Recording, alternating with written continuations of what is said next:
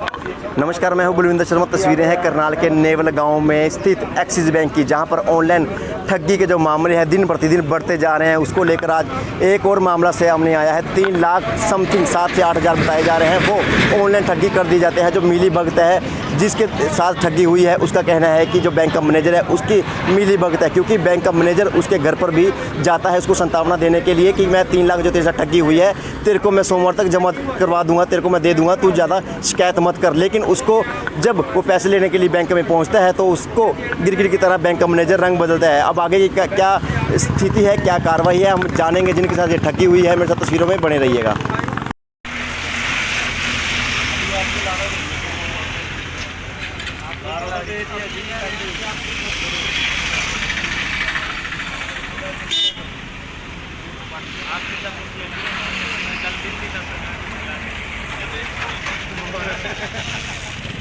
Axis bank में मेरा खाता था काफ़ी टाइम से, और 1 महीना पहले मैंने कुरुक्षेत्र से जो है ना इसकी वो पूछा अपना बैलेंस। उन्होंने कहा अभी 4,08,000 रुपये आपका बैलेंस है। उसके बाद वहाँ से मैंने चेकबुक और ATM अप्लाई किया।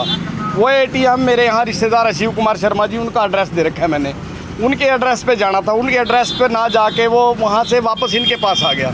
इन्होंने जो है ना जी उसमें से बुधवार को मेरे को पैसों की जरूरत पड़ी, बहुत ज़्यादा इमरजेंसी। पिछले बुधवार को? हाँ जी, जो 22 तारीख को 22 तारीख को मैं आया। मैंने इनको आगे कहा मैंने पैसे निकलवाने हैं, मेरे पैसे भाई मेरे पास चेक नहीं है। बोले जी मैं लूज चेक दे दूंगा, पैसे मैं बैलेंस देखो। कहता जी आपके 99,000 है, 99,000 रुपये आपके बैंक में। खाते में कितने थे?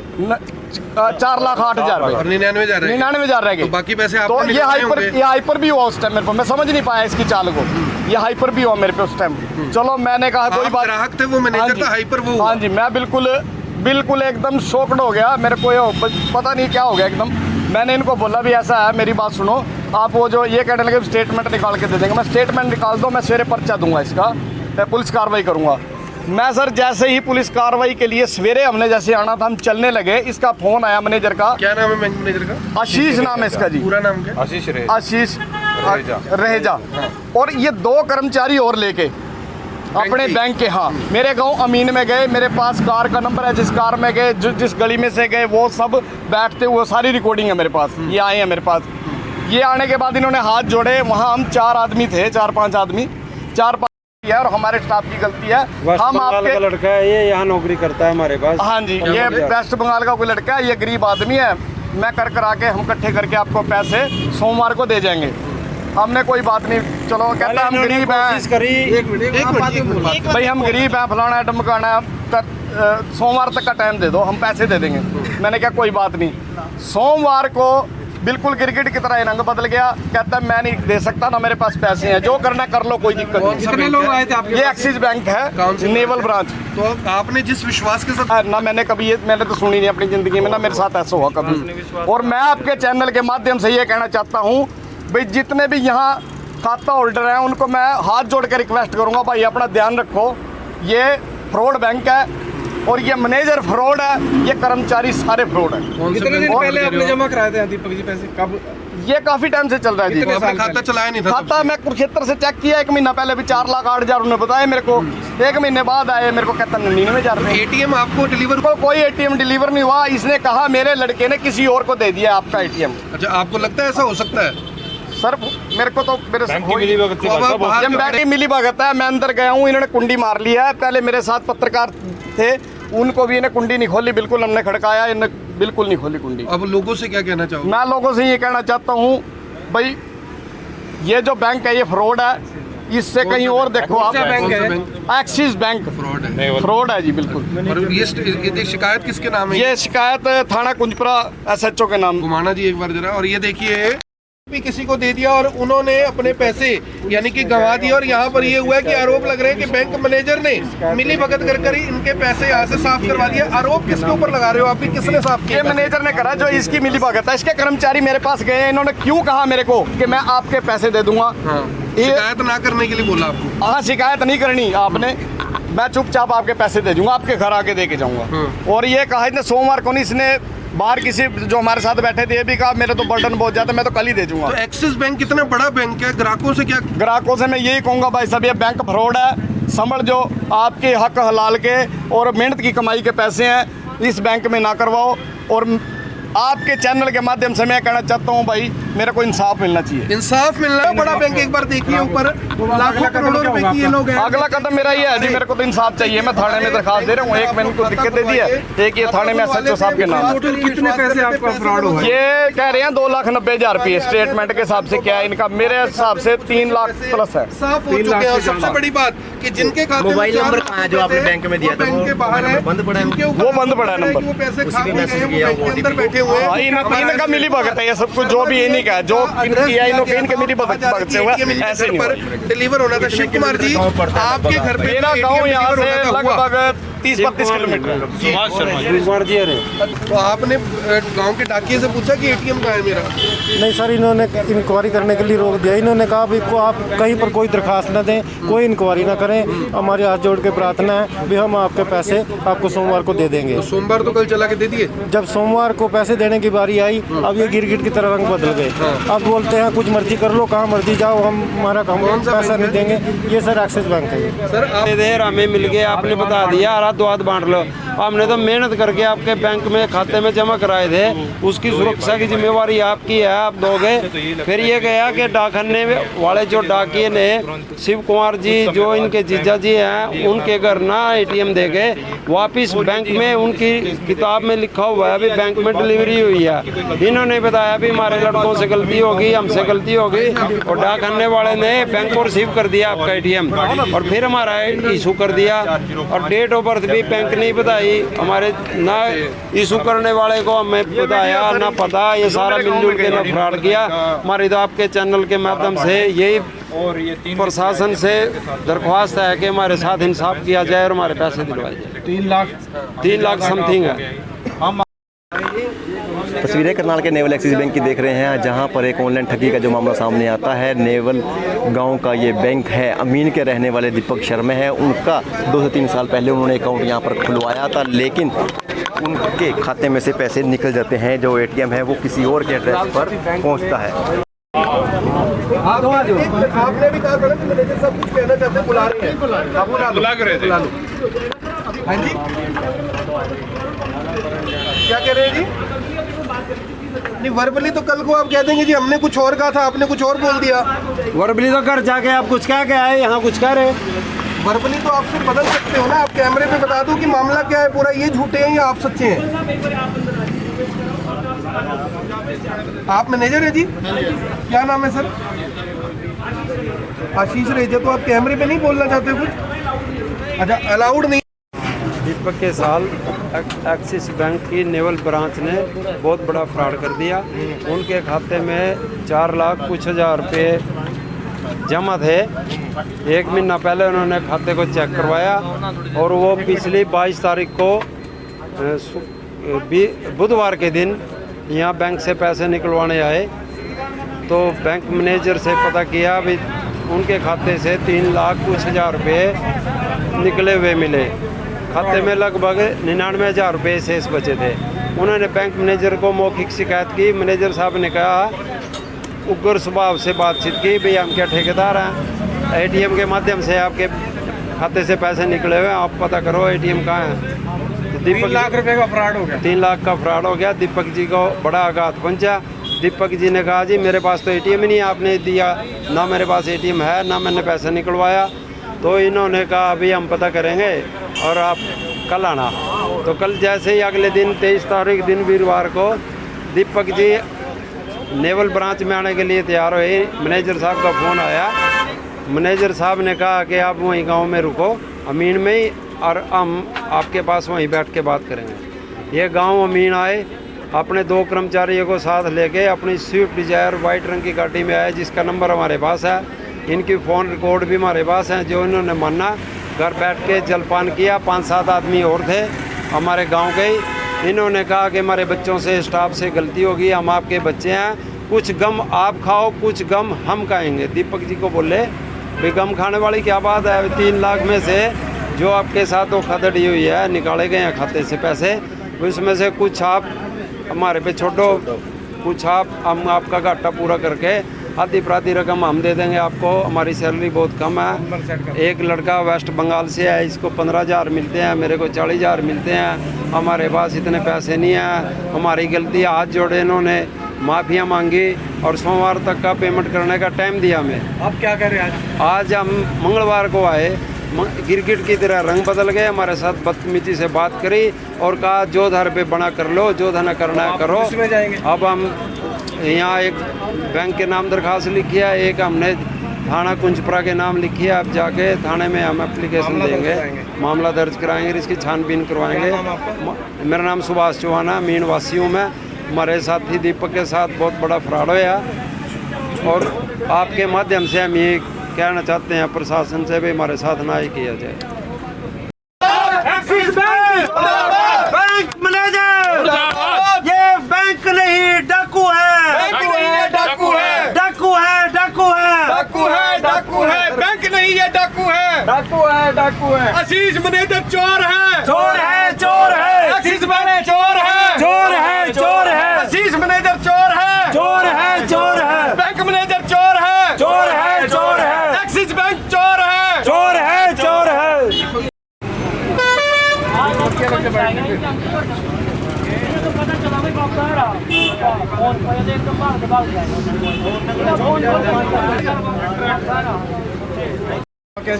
मामला सर ये बुधवार का मामला है सर। मैं इनके पास आया, मेरे पैसे पड़े थे, मेरे को इमरजेंसी एकदम ज़रूरत पड़ेगी पैसों की, और मैंने सोचा मेरे नेवल बैंक में मैं यहाँ आया, इनके पास आके मैंने कहा जी मेरे पास चेक नहीं है, मैंने चेक बुक अप्लाई की थी, मेरे पास आई नहीं, ATM अप्लाई किया था वो नहीं आया, और मेरे को कुलूज चेक आप दे दो और मेरे पैसे निकलवा दो। मैं कहा बैलेंस देखो एक बार आप सर।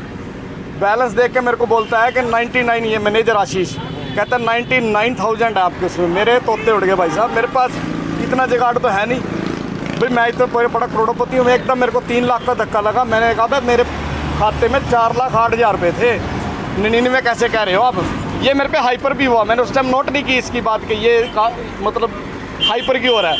हाइपर यहाँ से निकले, आपके सोनीपत से निकले हैं, देख लो जाके फलाना ऐसे बोला ये।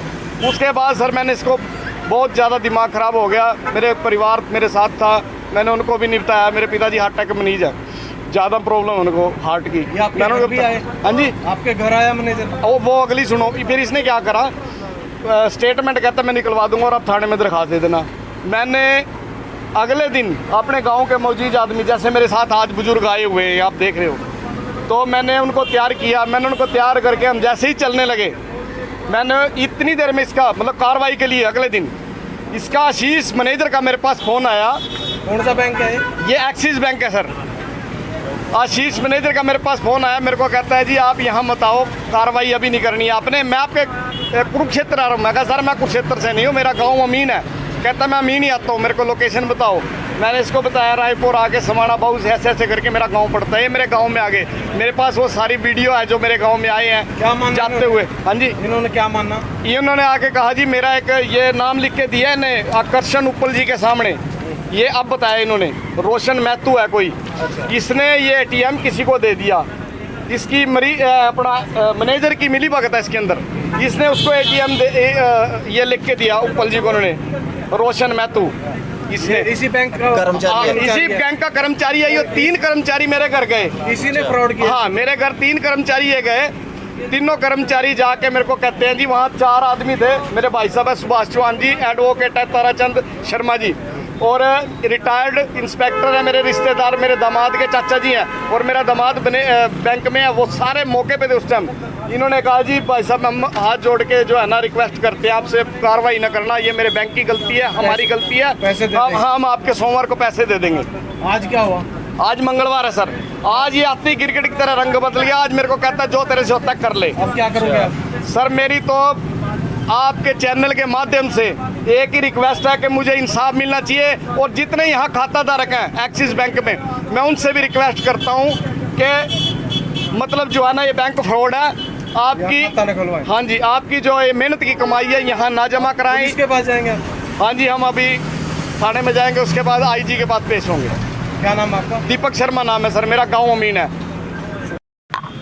तस्वीरें देख रहे थे करनाल के नज़दीक रहते गांव नेवल की, जहां पर एक्सिस बैंक स्थित है। वहीं पर एक्सिस बैंक में दीपक शर्मा जो अमीन गांव के रहने वाले हैं, वो अपना अकाउंट 3 से 4 साल पहले खुलवाते हैं, लेकिन वो ट्रांजैक्शन बहुत कम की वजह से बैंक में उनका आना जाना था बहुत कम था।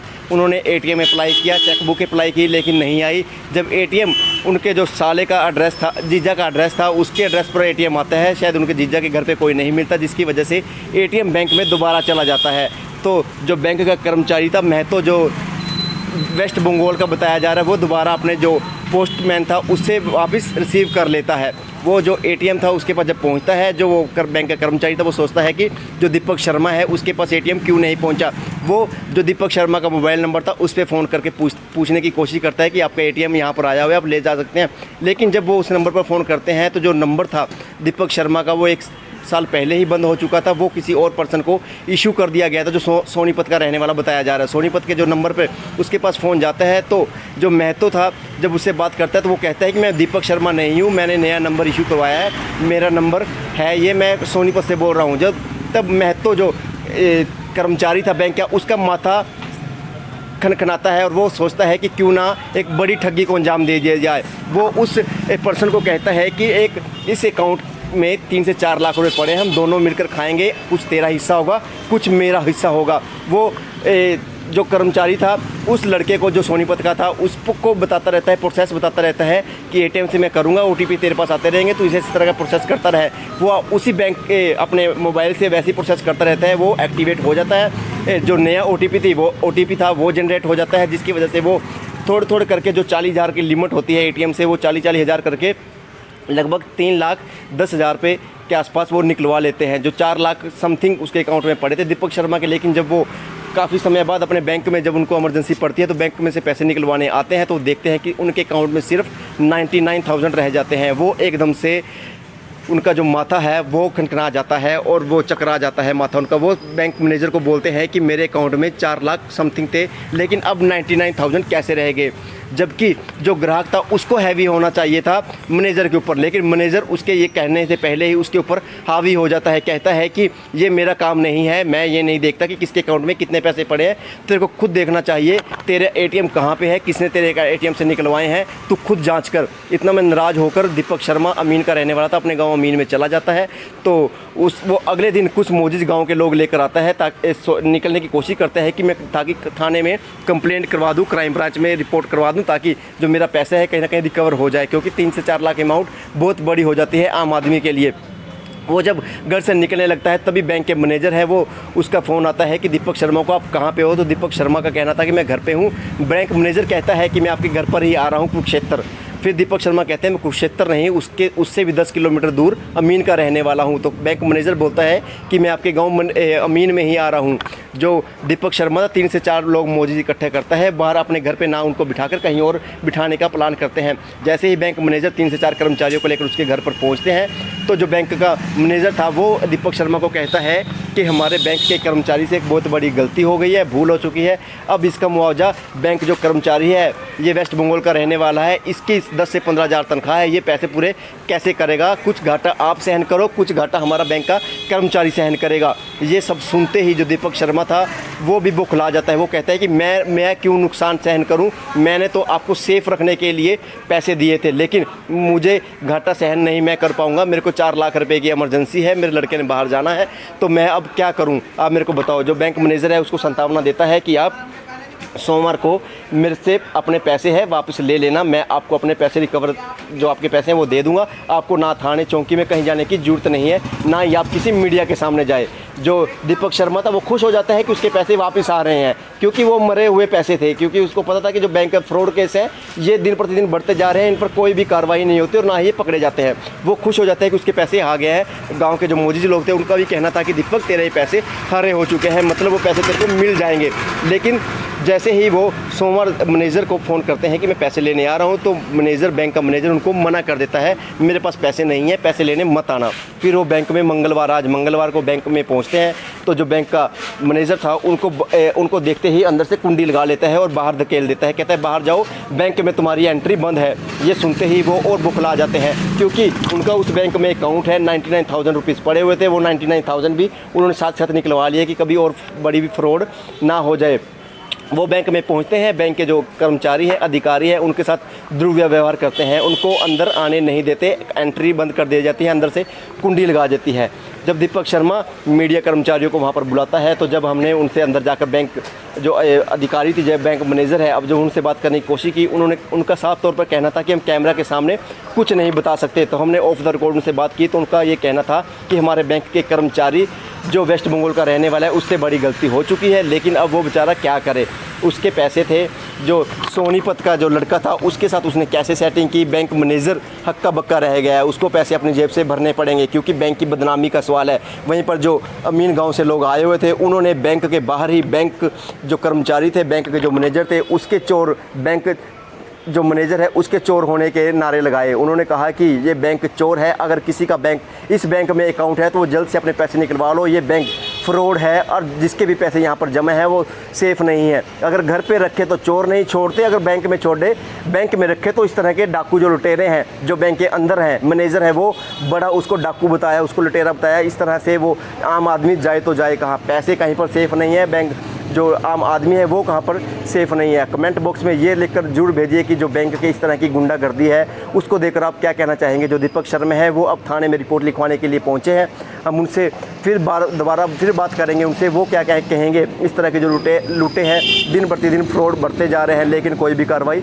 नहीं बनती। कमेंट बॉक्स में अपने कमेंट विचार अपने लिखना ना भूलें। धन्यवाद।